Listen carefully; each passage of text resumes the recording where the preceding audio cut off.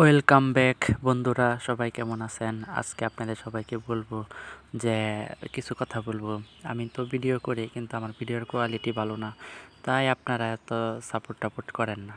এটা আমিও জানি, বুঝি, কিন্তু আমি চেষ্টা তো করি এই যে ভালো ভিডিও করা লাগে। কিন্তু আমার কাছে যেরকম চিন্তা মাথাতে আসে আমি ওই রকমই দেওয়ার চেষ্টা করি, ওই রকমই ভিডিও করার চেষ্টা করি। আর এই যে আজকে ভিডিও করতেছি সেখানে একটা বড়ার মানে ফুলকপির শীতের একটা ভাজি পকোড়া হিসেবে ব্যবহার করে।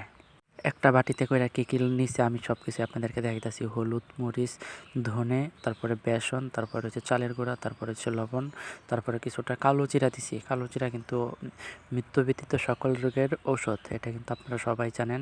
যারা না জানেন তারা জাইনা নিয়েন, আরও যদি জানতে চান তাহলে ইউটিউবে, ফেসবুকে জানেন। আর মাঝখানে যে আম্মা লাউয়ের তরকারি বসাইছিল, ওইটা একটা নাড়া টাড়া দিয়ে দেওয়া লাগতেছে। আর দেখুন ক্ষুধার্ত চুলাটা কীভাবে ধাউ ধাউ করে আগুন জ্বলতেছে।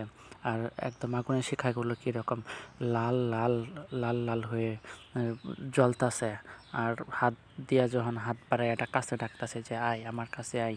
আর দুপুরে এই যে খাইতে বসলাম, এখানে হচ্ছে ফুলকপির বড়া আর হচ্ছে লাউ শাক আর একটা তরকারি রান্না করছিল ওইটা।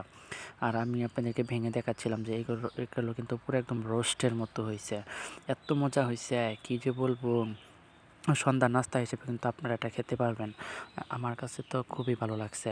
একদম রোস্ট মানে হচ্ছে মুরগির যে পোড়া করে না, একদম সেই রকম মজা লাগছে। এটা মুড়ির সাথে কিন্তু খেতে মুড়ির সাথে কিন্তু খেতে খুব মজা লাগবে।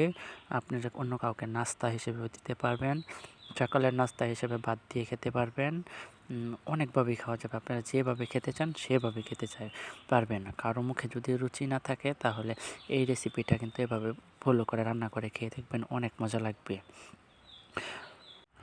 আপনারা কে কীভাবে রান্না করেন আমাকে জানাবেন, আমিও ওইভাবে রান্না করার চেষ্টা করব। আর পিছনের ব্যাকগ্রাউন্ড দেখে আপনারা কেউ করেন না। আসলে যার যেরকম সামর্থ্য সে তো সেরকমই করবে, চলাফেরা করবে। এই যে এরকম আছি, তারপর আলহামদুলিল্লাহ, আল্লাহর কাছে শুকরিয়া। আমরা যেরকম সুখে আছি এরকম কিন্তু অনেকেও নাই।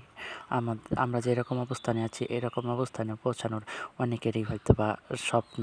আমি কিন্তু আমার মনের থেকে সব কথাই বলছি।